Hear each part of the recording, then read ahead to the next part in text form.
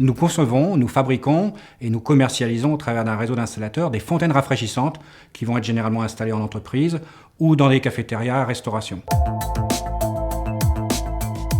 L'histoire de nos pièces en matière plastique est intéressante parce que le choix historique de l'entreprise était d'approvisionner toutes ces pièces plastiques de Chine.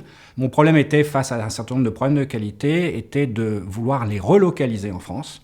L'injection plastique en France est globalement moins chère. Pour des PME comme nous, le surcoût, c'est l'investissement de l'outillage d'injection. Et donc, il nous faut trouver un équilibre entre l'économie sur le coût de la matière plastique et le coût de l'opération d'injection en France par rapport au surcoût du moule. Donc c'est à la fois l'utilisation d'une matière plastique recyclée, une relocalisation et une reconception qui nous ont permis de rendre cette opération parfaitement rentable et qui va maintenant être généralisée à toutes nos futures pièces plastiques.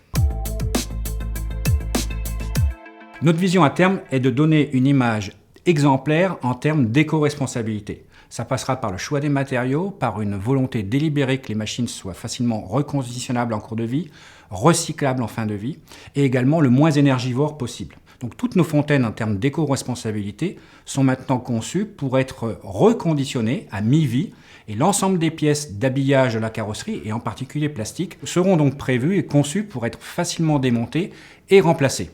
Notre vision est également de promouvoir le Made in France. En termes de design et en termes d'éco-responsabilité, notre priorité ira à l'éco-responsabilité, donc l'utilisation de la matière plastique recyclée.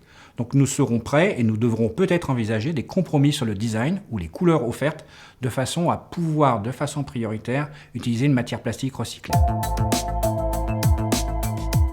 La motivation de fond dans cette démarche, elle est tout simplement celle d'un ingénieur qui a, sur sa fin de carrière, qui a envie de laisser quelque chose d'exemplaire derrière lui.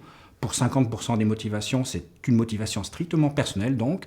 Pour les 50 autres %, c'est une décision marketing, puisque nous pensons évidemment que des machines qui sont éco-responsables se vendront de plus en plus le plus facilement.